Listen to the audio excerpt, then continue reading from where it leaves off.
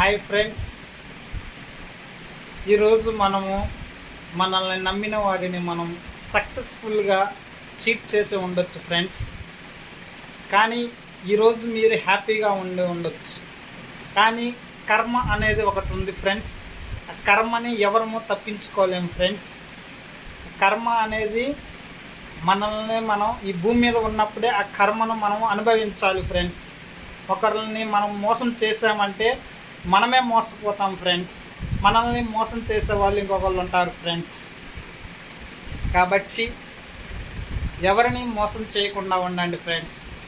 ఇందులో బాధ ఏంటంటే మనం నమ్మిన వారినే మనం మోసం చేసామంటే మనకి పుట్టగతులు లేకుండా పోతాయి ఫ్రెండ్స్.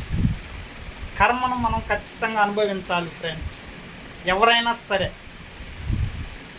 అయినోళ్ళైనా సరే, బయట వాళ్ళైనా సరే, ఎవరైనా సరే ఫ్రెండ్స్, కర్మను ఖచ్చితంగా అనుభవించి తీరాల్సిందే.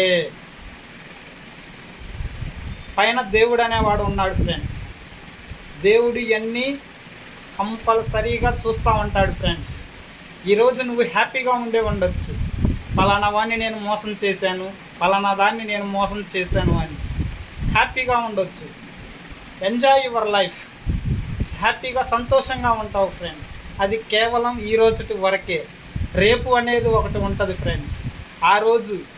ఈరోజు నువ్వు చేసినటువంటి పాపాలు, మోసాలు రేపటి రోజున నీకు నీ మెడకు చుట్టుకుంటాయి ఫ్రెండ్స్.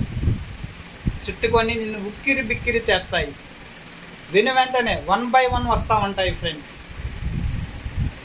ఎవరిని మోసం చేయకుండా హ్యాపీగా ఉండండి friends. Thank you. Like and share, subscribe.